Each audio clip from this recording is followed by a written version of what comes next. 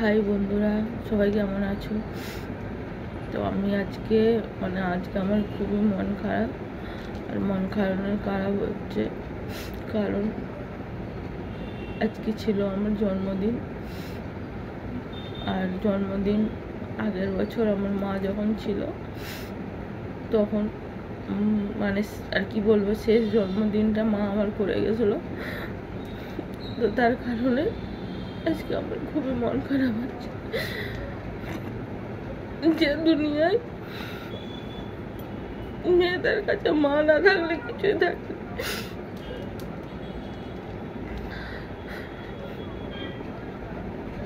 তো তোমাদেরকে আমি বলিনি, এখনো পর্যন্ত বলা হয়নি যে আমার মায়ের মৃত্যুটা কি করে হয়েছে, কিভাবে চলে গেল আমাকে ছেড়ে। তো আজকে আমি বলবো তোমাদেরকে।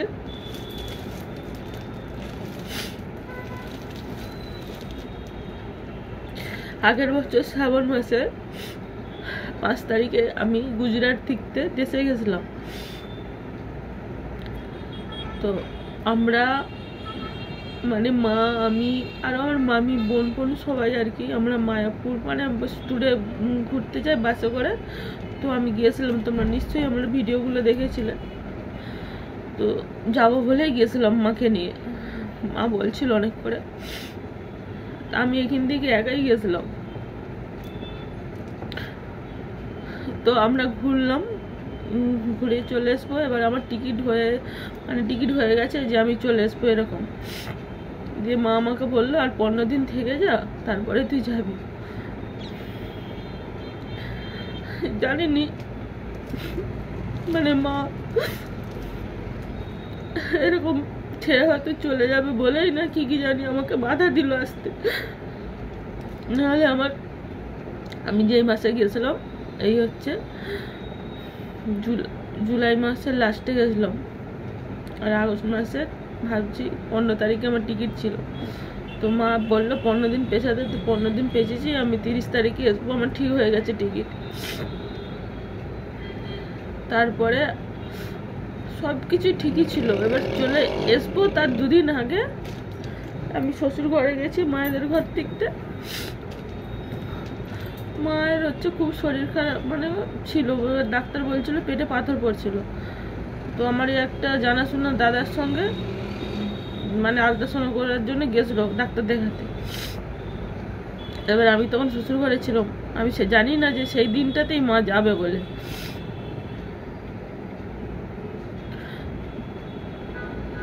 এবারে গেছে দুপুরবেলা, ঘর থেকে বেরিয়ে গেছে 12:30 1টার সময়। 2টো থেকে 2:30টার মধ্যে মায়ের অ্যাক্সিডেন্ট হয়েছে। কীরকম অ্যাক্সিডেন্ট হয়েছে আমি ঠিক জানি না, বলতে পারবো না। আমি তো সেই মুহূর্তে সেইখানে ছিলাম না, যতটা আমি শুনেছি সেটাই আমি বলছি। মা বাইকের পেছন দিক থেকে পড়ে গেছিলো, মাথায় হেলমেট ছিল না। দাদাটা গাড়ি চালাচ্ছিল, দাদাটার মাথায় হেলমেট ছিল, আর মায়ের মাথায় হেলমেটটা ছিল না। মা পড়ে গেছিল, পড়ে সঙ্গে সঙ্গে সেখানে নাকি মা অজ্ঞান হয়ে গেছে। মায়ের কান দিয়ে রক্ত বেরাচ্ছিল, নাক দিয়ে, মুখ দিয়ে সব। তারপরে বমি করছিল মা। এবার আমার তখন ওই সময় তো জানো তো সবাই, 2টো 2:30টার সময় সবাই ভাত খেয়ে ঘুমায়। আমি তখন ঘুমিয়ে পড়ছিলাম আমার ঘরে, শ্বশুর ঘরে। তারপরে আমাকে ফোন করে সে দাদাটা, এরকম মায়ের অ্যাক্সিডেন্ট হয়েছে আর তাড়াতাড়ি এসো। কোথায় অ্যাক্সিডেন্ট হয়েছে? তমলুকে। অ্যাক্সিডেন্টটা তমলুকে হয়েছিল। আর ওখান থেকে তমলুক হাসপাতালে নিয়ে যাচ্ছে। এবার আমাদের ওখান থেকে যেতে খুব অনেকটাই সময় লাগে, সন্ধ্যাবেলা তো আমার পাড়ার একটা দাদার সঙ্গে আমি গিয়েছিলাম। আর তখন সেই আবার রাস্তায় প্রচুর জ্যাম ছিল, কারণ আরজি কলেজে একটা মেয়ে মারা গেল, নামটা ঠিক মনে করতে পারছি না, তোমরা নিশ্চয়ই সবাই জানো। ওই তখন এরকম পুরো মিছিল যাচ্ছিল, পুরো ভিড়, যে যাবো তাড়াতাড়ি করে, তাও অনেক কষ্ট করে মোটামুটি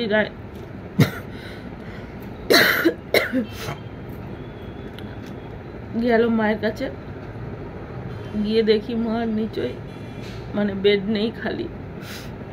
আমার মা নিচয় শুয়ে আছে অজ্ঞান অবস্থায়। মুখ দিয়ে বমি করছে, তার সব গোটা জামায় কাপড়ে সব ভর্তি, কান দিয়ে রক্ত বেরাচ্ছে, নাক দিয়ে নাকে অক্সিজেন বসিয়ে রাখছে। আমি যখন যে মুহূর্তে গেছি হাতে একটা স্যালাইন দিয়ে আছে, মার নিচে শুয়ে আছে, জামা কাপড়ে সব ভিজা। আমার দেখে খুব কষ্ট হচ্ছিল, এত কষ্ট হচ্ছিল বলার মতো কেউ ছিল না গো। তারপরে ওখানেই ছিল সেদিনকে, মায়ের জ্ঞান আর ফিরেনি, সেই যে জ্ঞান হারালো, সারা রাত ওখানে ছিলাম আমি। তারপর আমার ভাই এসেছিল, সে দেখেছে, চলে গেল ঘরে। সারা রাত আমার মায়ের মাথায় এত যন্ত্রণা হচ্ছিল, এত যন্ত্রণা হচ্ছিল, আমার এই হাতটা নিয়ে সব সময় তার মাথায় হাত দিচ্ছিল, অথচ অজ্ঞান হয়েছিল, সে মুখে বলতে পারেনি, কিন্তু হাত দিয়ে সে ই করছিল।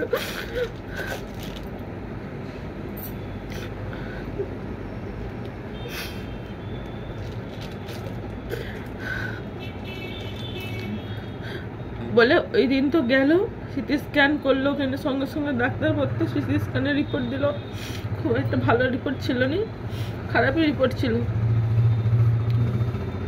দিয়ে তারপরের দিনও আইজি চালু হয়নি বলে ওখান থেকে রাত্রের বেলা 11টার সময় আমি ভাই দুজনে মিলে পিজিতে নিয়ে গেল মাকে। পিজিতে ছিল পুরো 1 মাস, পুরো পিজি হাসপাতালে ছিলাম। একটা মাস পুরো মা আইসিইউতে ছিল, মায়ের কোনো জ্ঞান ফিরেনি।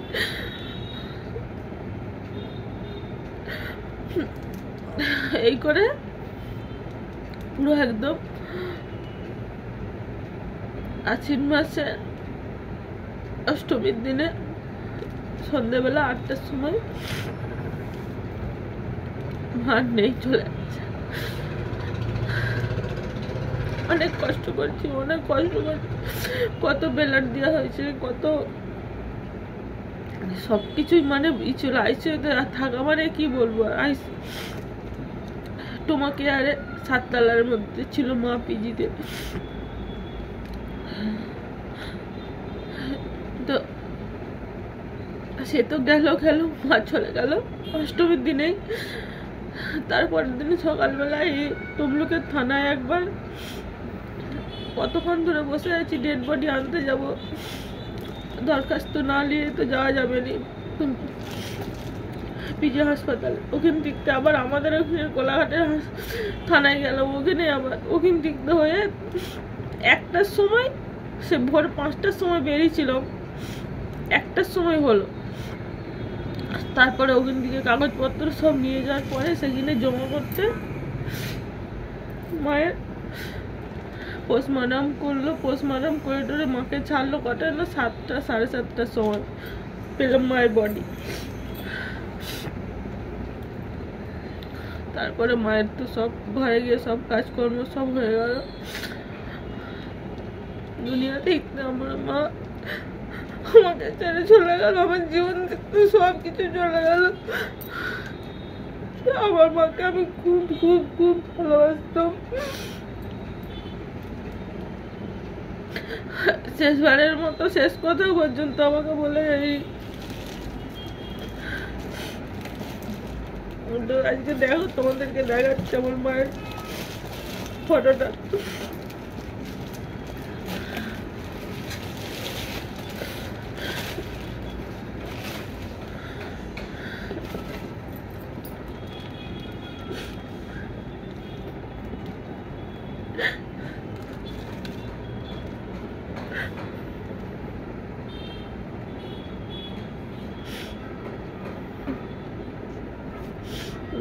দেখতে পাচ্ছ তোমরা,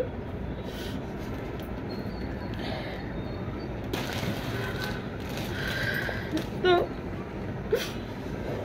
আমার কাছে আমার মা ছবি হয়ে গেল।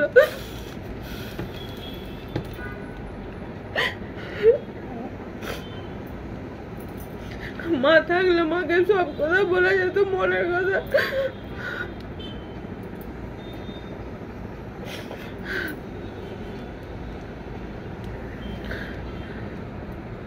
যাই হোক, মায়ের আবার শ্রাবণ মাস এসে গেল, আবার 1 মাস পরেই চলে আসবে ভাদ্র মাস। তারপরেই মায়ের বাৎসরিক আবার কাজ আছে, তো আমি আবার যাবো দেশে। আমার টিকিট কাটা হয়েই গেছে। আগের বছর মা আমার জন্মদিনে একটা বেনারসি শাড়ি দিল, আমি সেটা পরিনি। আমি বলি, মা এত গরমে আমি এই শাড়িটা, এত ভারী শাড়ি আমি পরতে পারবো না। শেষ স্মৃতি একটা আমাকে দিয়ে গেছে।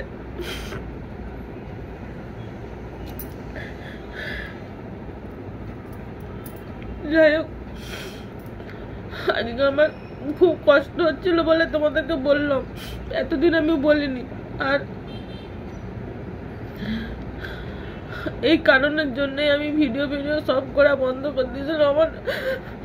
আমার মন ভেঙে গেছিল, আমার মনে এত দুঃখ, এত কষ্ট। তারপরে নিজেকে আস্তে আস্তে আস্তে আস্তে অনেকটা করছি।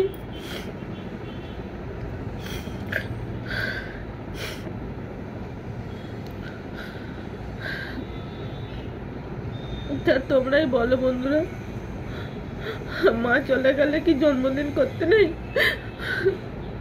যারা যারা আমার এই ভিডিওটা দেখবো অন্তত কমেন্ট করে বলে যাবে তোমরা, যতদিন মা বেঁচে থাকে মায়ের জন্মদিন ধরে, মা না থাকলে কি করতে নেই?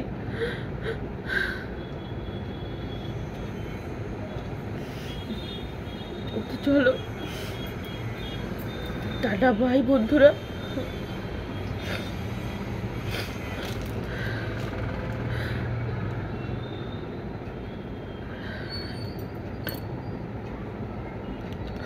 পরে আবার ভিডিও নিয়ে, এতদিন তো মন খারাপ গেছে, আমি 15 দিনের জন্য আমি ভিডিওতে বলিনি। আজকে আমার খুব কষ্ট হচ্ছে বলে তাই জন্য আমি বললাম। টাটা বাই বন্ধুরা।